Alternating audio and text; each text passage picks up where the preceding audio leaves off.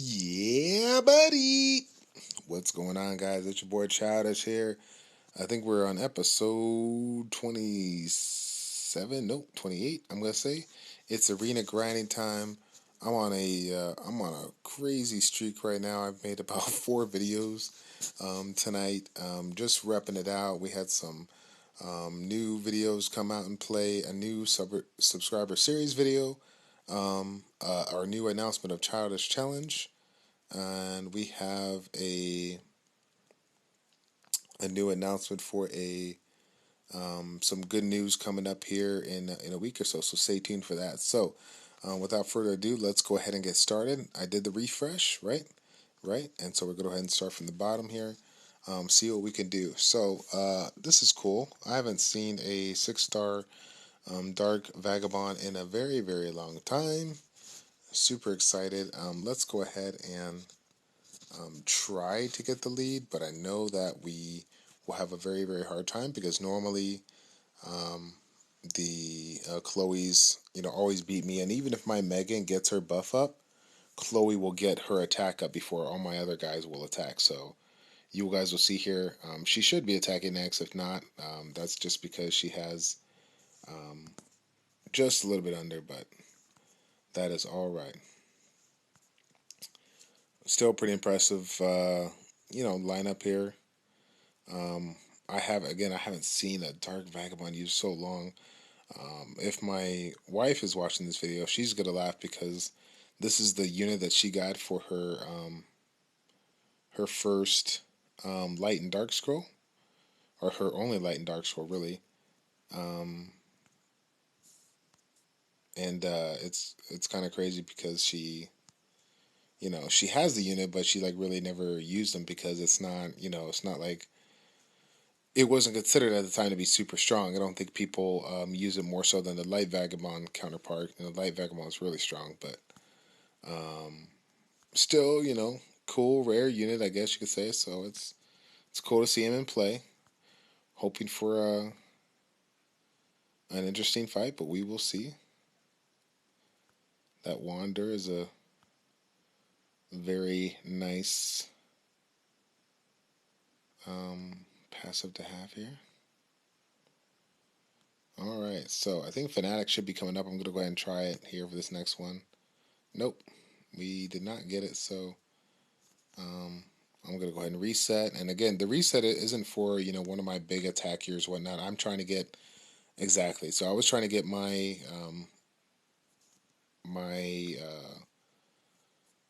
you know, my ability, the toe poison to come up. Since there's 2 attacks, how do I say, whoops, that was a fail.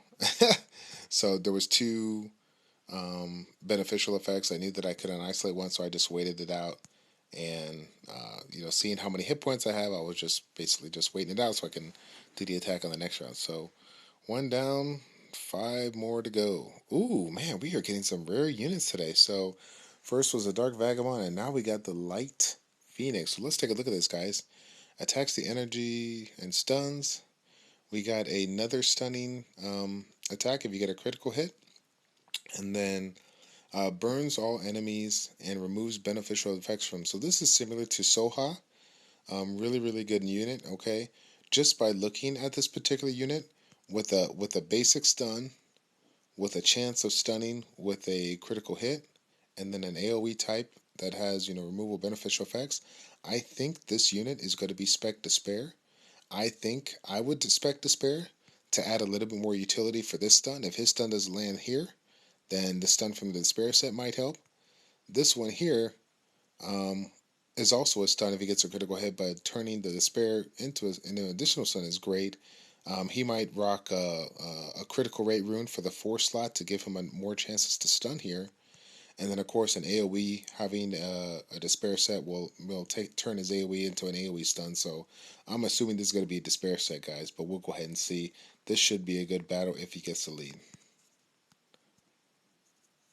Should be super strong because Luir, if he has a lot of speed, that attack gauge reduction that he has is going to be hella strong here. So there we go. This might do it right here. We have 2 people that lost it. Our DPSers are still good.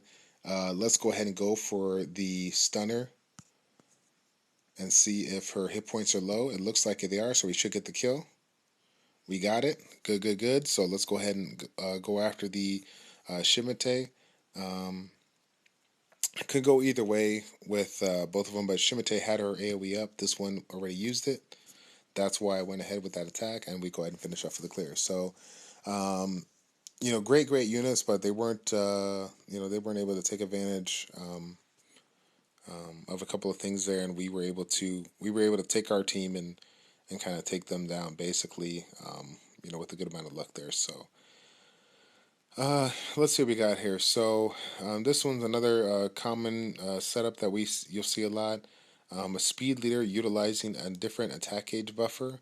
So this one here is similar to Megan, but instead of 20%, it's 30%. And then in addition, there's going to be an attack speed buff for 2 turns. So very, very nice. We'll go ahead and give it a go. Again, it just kind of comes down to if Bernard gets his attack off. If he doesn't, we'll get the lead. If he does, then we probably won't. So it looks like he does there. And great, great setup by this man right here. He has his his Seek, the Fire Hellhound, to have the second highest speed on in his attack sequencing. So this works out to where Bernard has the highest speed, based off his basic speed, as well as the speed buff. Then he set up his Fire Hellhound to have the second highest speed, so that this can happen exactly as you see. I don't even know where's my assistive touch here. I can't see it here. All right, so I don't know where my little button is, but it should be here somewhere. Anyways, basically, so without a doubt, he already won. He took out my DPSers, so I'm not even gonna play it out. But attack sequencing. Oh, here it is. Oh my God. So he has the highest speed, right? He gets his buff off. He gives everybody the attack gauge boost in addition to his high speed. He goes next. He puts on the buff here. Okay. So now that these 2 units have super amount of attack damage and crit damage, his Lucian is spec Rage Blade. So his guy gets his AoEs. His guy gets his AoEs off. And, a combination of a Rage Blade and a Despair, this is a great combo right here. Okay, this works good. The downside, you got, a whole wind-based team. So if you get lucky with the fire-based team and come in here and get the lead, great. But, they're going to have a hard time going up against fire-based teams. That being said, versus wind and water, this is a superb team. Take note of this. This attack sequencing is exactly what I talk about in some of my previous videos. So we won't even waste the time. We know that we're not going to win here. Okay? Shout out to this young man, whoever he is. If you're on my subscriber list, Sonny J. Pleo, great job. You did a great job, sir. So we'll go ahead and move on to the next one. Primarily wind and water based. We will go ahead and run this one here. Focus on their Lucian. Lucian is definitely a strong unit, but it's also it's a strength and a weakness. So it's very, very squishy. When you try to emphasize a DPSer's DPS, you lose out on its survivability, which makes them vulnerable to a team that has the upper hand when it comes to attacking. So that's what a lot of people do. They think Lucian is God's gift, in all aspects of the game. But in the Rita defense, anything can happen. And as you saw right there, me having a lead definitely makes Lucian look like he shouldn't have been there. So, all right, next one down. Let's see. I'm trying to see if there's any more rare units here. Oh, let's definitely do this, team. I know that you guys have seen this before, but I'll go ahead and showcase this. So this is the whatever you want to call water attack, water team and whatnot. Okay, so I made a comment in my previous videos. I said I'm not a fan of water element teams or mono element teams because they're so vulnerable to teams that utilize the wind-based team or whatever, right? So why is this one a better choice, right? Because they're using an attack speed water-based leader, okay?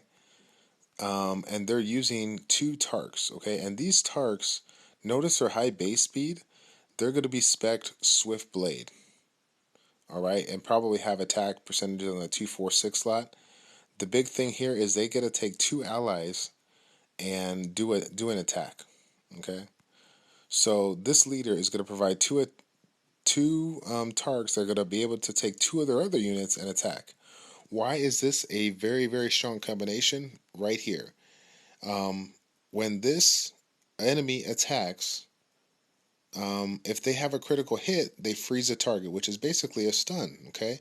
So the chances of you bringing this unit in, with one of the Tarks is technically a 2 out of 3 or a 66% chance, right? So he generally will get the upper hand and attack first. It may be versus um, a wind unit or fire unit, whatever. But if he teams up and brings this unit with him, then they're gonna. He has the opportunity to use her first attack, and her first attack can stun if it hits a critical hit. Now, keep in mind that versus a wind element team, you're not gonna critically hit as much. Okay, so your critical rate's not going to be as often. But if this guy has a very, very high critical rate, he has a better than average chance of landing these stuns on me and whatnot. Here's the deal, though. Here's my way of countering it. I don't change this team. Actually, I do change this team. Okay, and I'm gonna show you why. You can do this one of 2 ways.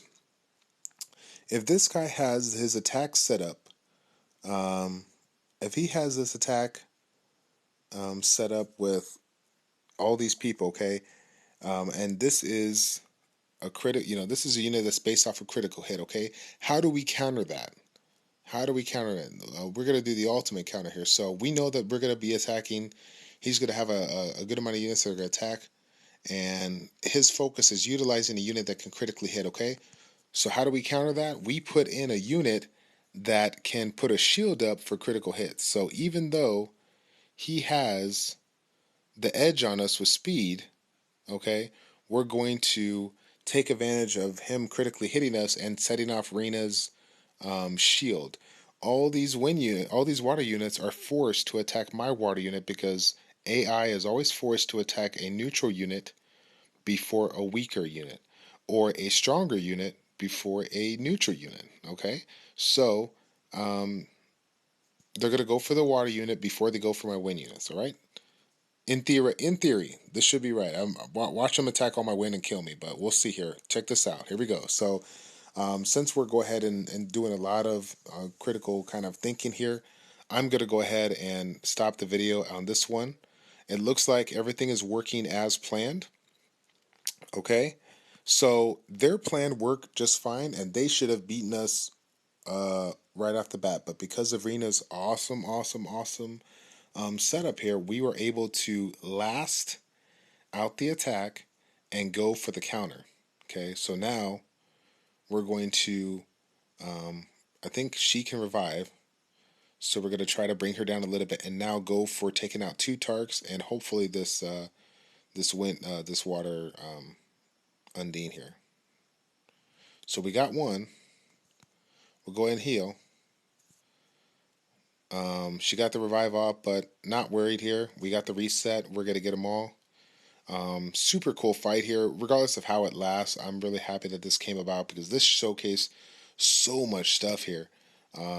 As far as why you should not utilize an element team or a mono element team, why mono element teams are strong if you have the right type of setup and attack sequencing, and then again, why there was benefits to both sides here. A lot of things going on here. A lot of things going on. So I did say a lot of things that are going on in this video. So I just said a lot of things going on like 5 times. Okay, so make sure you guys rewind this and go ahead and watch it. Okay, it looks like the video is running out of space. I'm gonna have to end it now. A lot of good stuff here, but I gotta end it. This is Childish from ChildishPlays checking out. Take care. We'll see you next time.